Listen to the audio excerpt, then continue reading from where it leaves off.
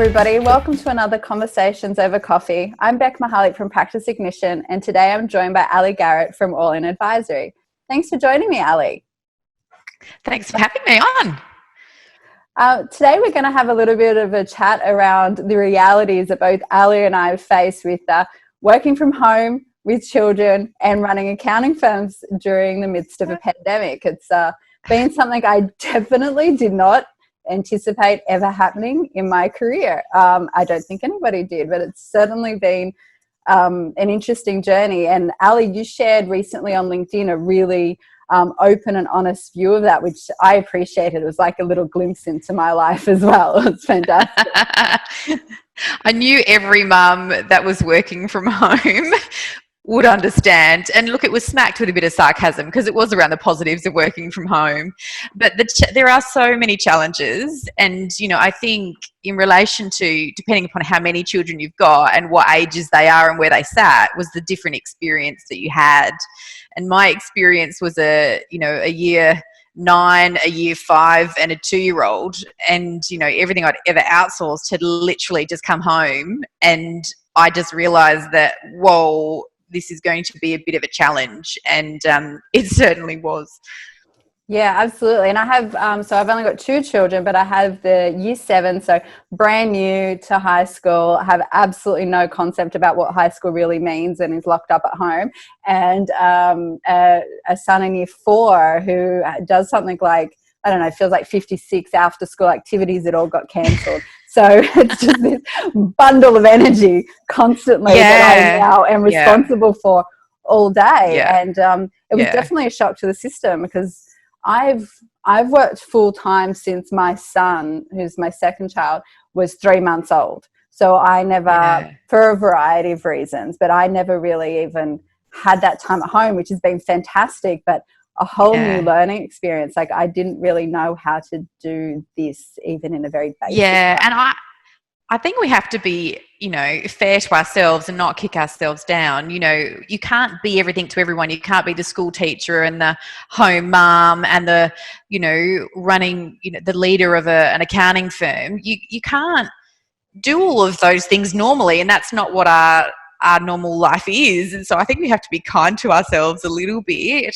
And I found it just so incredibly difficult to juggle. You know, when you're looking at the children wanting attention or needing help with their schoolwork, you know, there was a Facebook meme going around with Dolly Parton on it, and it was like, you know, working 9 o'clock to 9:05 to 9:30 to 9:47 to 10:10 to 10:15, and that was literally my life. Like absolutely. I was working in these pockets that were completely unsustainable.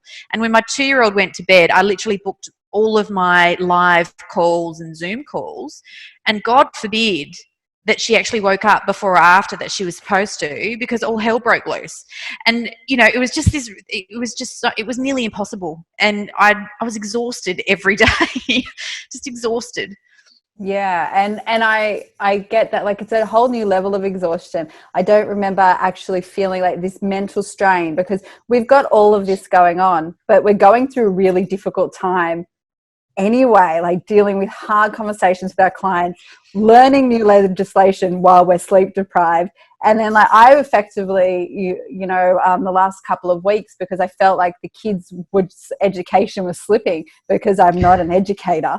Yeah. No, but that's the case. I started, particularly with my son, I decided, no, that's it. This week we're going to get all of our work done. We're going to sit down. So I was starting work at 3:30 when he finished school, which was absolutely ridiculous. It was totally impossible. Like I just couldn't do it. I had to call it. Like, no, I'm done. Yeah. I just can't. So, you know, they'll jump back. They're resilient. It'll happen. They'll learn eventually. And everyone else is in the same boat. But it has been, it's been a really, really different experience. I know that we're only back in the office part-time. I'm only in like 2 days a week because I still have the kids home. So I'm craving a return to normality. We're already a little bit flexible in our office, but I miss people. I miss getting away from my home. I miss the physical boundaries. There's so much. There's something about family and not respecting boundaries. Like if we were at work and we said, I'm going into a meeting, nobody would interrupt us. At home, if you say, I'm going into a meeting, expect interruptions galore. Like there's no boundaries at home. And I think that that's the struggle, because your mum, they're not looking at you as the owner of an accounting firm that has a job to do. They're looking at you as mum, and to them, that's all you are. And this other thing is just something that you go off and do when they don't see it. And so that's so confronting when it comes home and it's kind of in your face that, wow, like they are going to prioritize their needs right now. Fair enough, your mum. But then there's this juggling act of, well, no, I've actually got some clients that actually really desperately need my help. And you're just being torn in these really different directions. And it's incredibly difficult. And I found it hard to just get into my zone, to find that comfort zone for me where I would normally just click in and be able to just work. Having those constant interruptions was insane. And, I was having to get up earlier because I, like to do a bit of routine of like a gym type session in the morning, get the kids ready. I was having to get up earlier and earlier and go to bed later and later, and it was literally my weekends weren't my weekends anymore. But I did get to that point where I thought, if I don't look after myself, I'm not going to be okay. And I was starting to really even question my joy, and that's very unusual for me and not something that I would normally do. And that's when I knew that I really did need to kind of take stock. And that's when I kind of said to my husband, you got to step up a bit. But luckily enough, in South Australia, some of our restrictions have eased. So the children have been able to return to work. And I have to tell you, most probably being a little bit further ahead in this curve, being in South Australia, when you're able to send your kids back to school and get to some form of what you call a new normal, it's like this whole pressure just lifts straight away. I felt this automatic lift, and just some return to normal, because at the moment, when you're battling through, it's hard. It's really hard. And you have to give each other kudos and at least listen and engage with other people and hear their stories, because it helps. Yeah. And look, I've gone through, I don't know, is it 2 months now? I've actually fully lost all concept of how long this has been going on, but it feels like 2 months. And I went into lockdown early because what a lot of people don't know is I actually got exposed to COVID at the very beginning. Wow. So I had a test all the way back in March, the middle of March. I was exposed at the very beginning. So then I had to, and it was when the tests were not really available. So I was locked in my room for 8 days waiting for results. Wow. And then by the time I got my results, everyone was on lockdown. So I went into lockdown early. So it was like, and that was intense. So I was actually in lockdown in my bedroom, away from everything for 8 days. The first 2 days was awesome. All I did was watch Netflix, but then I went a bit crazy. So it was great. I caught up on some old shows. But after that, it's just, I need to do things. I need to function. I could kind of see out my bedroom and see that the house was falling apart without anybody doing anything. And like, geez. But there, I just felt I've been going through this for so long, and I've hit, particularly last week, this moment was like, I feel like everything I'm touching and everything I'm doing is like, it's only half done. I'm not giving anything my all anymore, which is really frustrating for a person like me. Like, I like to complete things. I like to, to make sure that I've done my best. And right now it's like just whatever I can do to get through.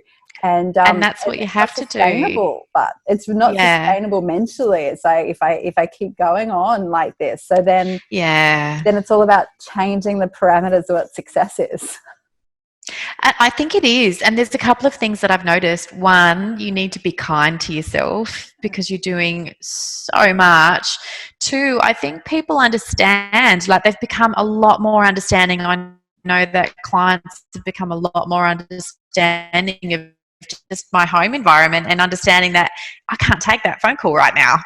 And so I guess we're being a little bit more understanding of each other.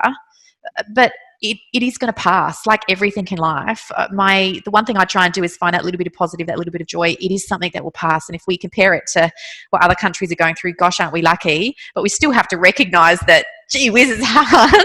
Absolutely. It's hard normally. Like, you would be the type of person like I am. You function at a really high capacity, and you have a lot of things in order. And then all of a sudden, with all of those things that are there to support you so that you can actually deliver are no longer there, and you're inhibited. There's so much frustration in that. And that's why I think we have to be kind to ourselves a little bit and say,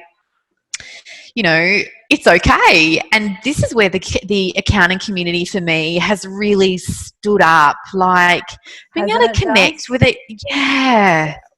I'm so proud of us. So am I. I really am. It's amazing. It's like, all competition aside, it doesn't matter. It's just, we just shared everything. It's like, do you need something? If I've got it, you can have it. And that's been the whole approach. It's been amazing. Yeah. And that's what I want to stay. Like, even before this started, there's this thing around community over competition. I truly believe that. I truly want that, because we all have our own laneways. We're all special at something. We shouldn't be jealous of each other. We should be able to share and care.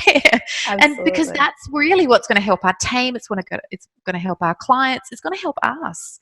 And so hopefully we can take some of that and realize that it's a good thing to lean on and each other and build community and share with each other, because we get so much more from that.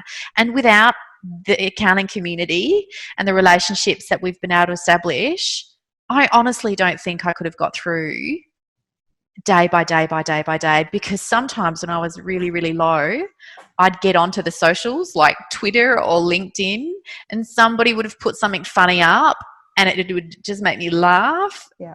And we'd support each other, or somebody would put something up and I'd be like, yep, I feel you. I know it. I know how you're going.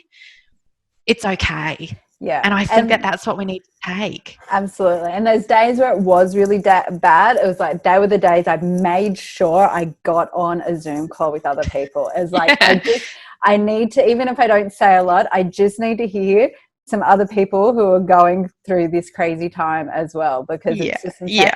So this whole sense of community that's come out of this, like we already had one, like particularly in the zero eco space, like it's like this amazing community that we have. But now it just feels really warm and genuine. I've learned so much about so many people in the last 2 months. It's incredible. It's just, I love it. Good. And it's so funny because we have no time, but we managed to find time for this because we needed it. I think we needed it, right? That was my downtime. My downtime was going to my community. Yeah. Because they were literally the only ones that actually really understood what was happening. They understood the pressure from the clients. They understood the rapid pace of legislation and the changes. They actually understood. And that's, in times of struggle, you go to those that understand. Yeah. And that may be a one step ahead or right where you're at. Yeah. And it's kind of like, you hold each other's hands and you just bloody go forward, and because that's the only place you got to go, but somebody's willing to come with you, and that's the gold in it. That's what I've loved. That's certainly what I hope will continue out of all of this. I know, and it was an absolute godsend, because really, like, when you're stuck at home. So the other person I'm talking to about this is my husband. Love him dearly. He's my biggest fan and vice versa, but he's a builder. So he's like, mine's a builder too. He doesn't get it. Like, you don't finish today, you just go back tomorrow and finish it tomorrow. I'm like, what? Like that. It really doesn't I get it, right? Like the first week of when everything sort of shut down, he just was looking at me at the end of the week. He's like, I'm this frazzled mess, and he's like, I just don't understand. I'm like, my whole entire team, like, we were ready, like going online. Yeah, we were already online. Working from home, we did it on the same day. That was probably the easiest transition. That wasn't it. But it wasn't the impact to clients. Yeah, it was like, we've shut the office, so that's fine. We've got contingencies. Everyone's in contact. Mobile numbers are there. Voicemail goes to email. We're sorted. So that wasn't it. But our clients were freaking out. They were contacting us more than ever. Everything was changing. We didn't know that any money was coming. I'm trapped at home with the kids, trying to take care of them. They're not at school anymore. The schools aren't set up to educate. Mm-hmm. I'm by myself effectively, and trying to make sure that my team, even though they're home, but they're mentally okay, that they're able to work, that they've got the right setup, that their internet's okay. And I'm like, I'm not good at any of this stuff I have to do right now. and no sleep. And then and having these conversations with people where it's like, they don't know if they're going to make it through. And then I remember getting to the Friday night, I'm like, I actually had this moment like, shit, I hope we're going to get through. Yeah. You know, like Right. it's like Such a who knew similar where we experience. went, we were going to go. Yeah. I had such a similar experience. Like, we were fine. If it was just us having to go off, work from home, great. But that wasn't it. It was actually, this analogy around we were the financial doctors and all of our clients got sick, really sick, or were dying. That was literally what was happening, and we didn't have the medicine. And then, Scott Morrison says, "Here's the medicine, but we don't have it yet." And so we're waiting and waiting and waiting. And so the clients are putting all this pressure on us. Like, I remember in my first week, because I work specifically in tourism and hospitality, a lot of my clients, I was literally having Zoom meetings in tears with them, saying, "I don't know what we can do right now. We'll have to let go of," like, in my little world, it was thousands of employees. Like, that's a lot in my little world. And I was just thinking, wow, like, what's happening out there? And then, the cash flow boost, and then JobKeeper. So then we have to have the conversations about bringing them all back. So it was like this roller coaster, and you just didn't know what was coming. And every Sunday I'd literally watch Scott Morrison do his, talk and be like, oh, what's coming next? And I actually felt really sick because I knew what was coming towards me. So our plan was we'd work really, really hard Sunday to work out what on earth was happening and get comms out Sunday night. So most people's questions would be answered, and then we'd just deal with the ad hoc, all the ones that we knew we absolutely had to get to. So it was intense and it was insane. But I have to tell you, it brings out the best and worst in people. And I'm not going to say I didn't have some pretty nasty, hard, horrible conversations. And there are a couple of clients that I most probably won't work with again. Yeah. But there were some who were so gracious and so beautiful and took it so well. And I'm so proud of them because they've been able to turn, hospitality and retail businesses into actually thriving businesses during a pandemic. And that's the stuff that you got to hold on to and say, wow, like, that's absolutely amazing. And that like brightens your day. But the Sunday stuff with Scott Morrison, I mean, it's like, he has a family. He should know better. I know like, why. What are you doing, man? Like, that killed me. I still remember my Sundays. Every time.